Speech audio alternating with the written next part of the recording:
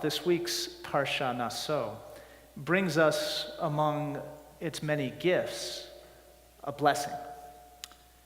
In the only recorded instance of prayer in our Torah, God commands Aaron and his children to bless the Israelites with the priestly benediction, a prayer that asks for divine blessing, stewardship, loving kindness, and peace. This blessing, which is offered daily in Sephardic communities and during festivals in Ashkenazi communities, contains our people's oldest liturgy. We've actually found parchments of silver that contain the words of this prayer from around the 7th century before the Common Era, which was somewhere around the time of the prophet Jeremiah. One quick question before I continue. Can you hear me, or is there a little feedback here that's making it a little hard to hear? All right, I'll try these things. Let's see.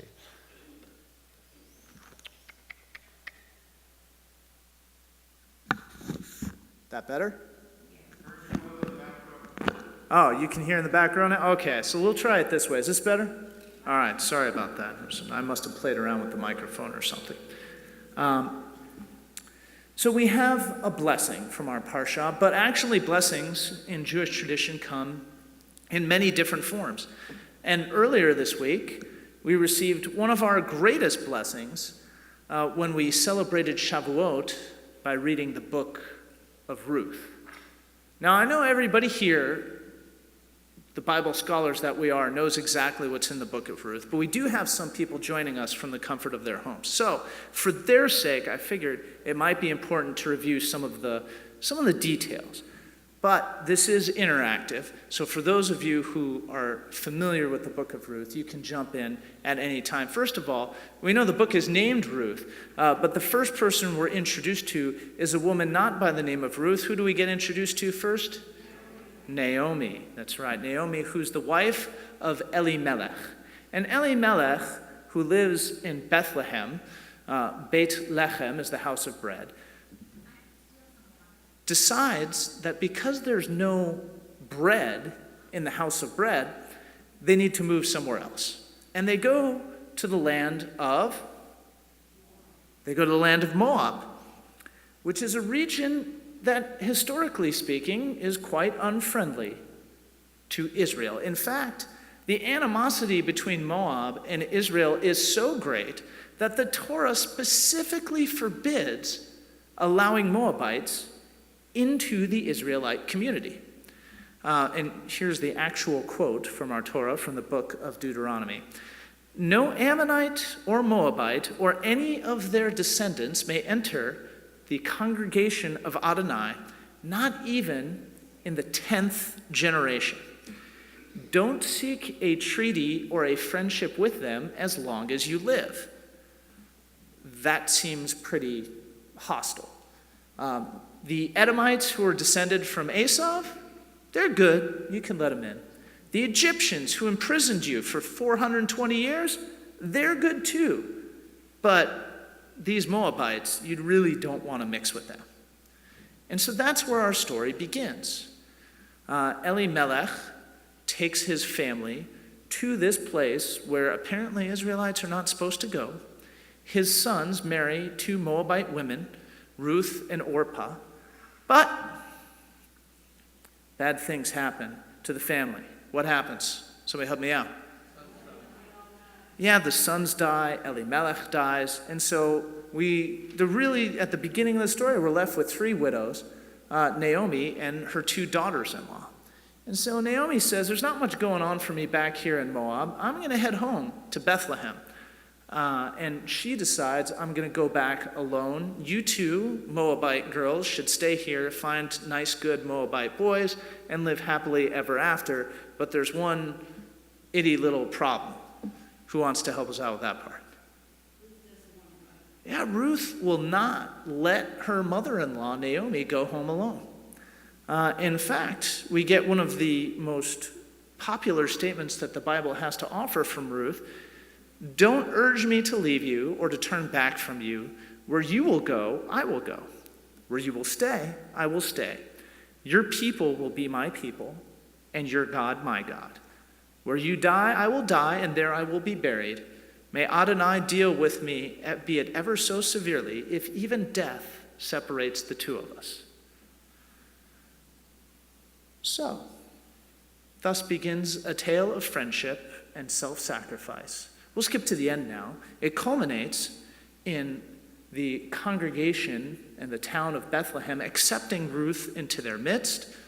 Ruth the Moabite becomes a member of the people of Israel and the wife of Boaz. And their child together gives Naomi, once again, a place among her people. And Ruth becomes the forebearer of King David, who is the king of the United Kingdom of Israel.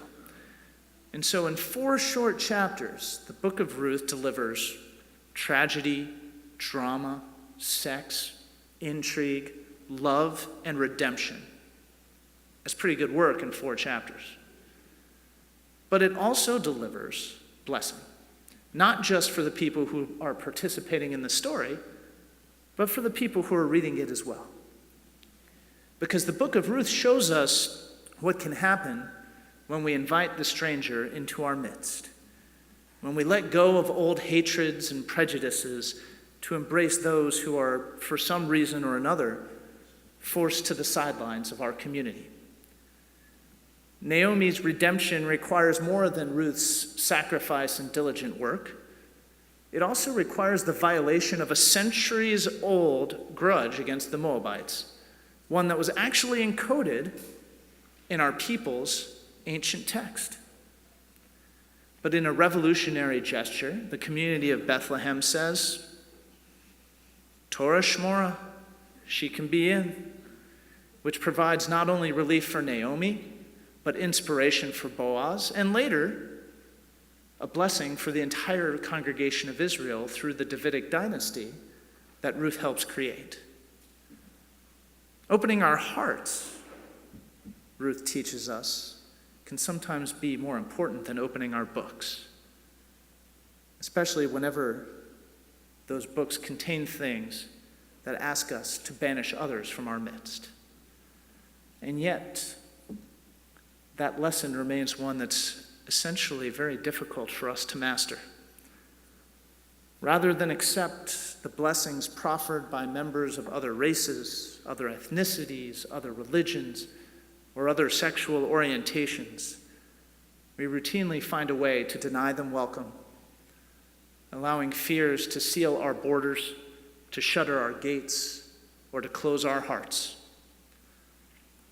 And yet, if we ever wish to achieve the loving kindness and peace that's offered by our people's most ancient blessing, then we have to learn to conquer our fears first. For as Ruth teaches us, God's blessing stands just outside the boundaries of our comfort. And so, I'd like to read for you our priestly blessing that we get in this week's Parsha, but a little modified. Ruth will bless us and keep us. Ruth will bring light to our faces and be gracious to us. And Ruth will turn her face toward us and help us make peace, but only if we find a way to let her in the building. Shabbat Shalom.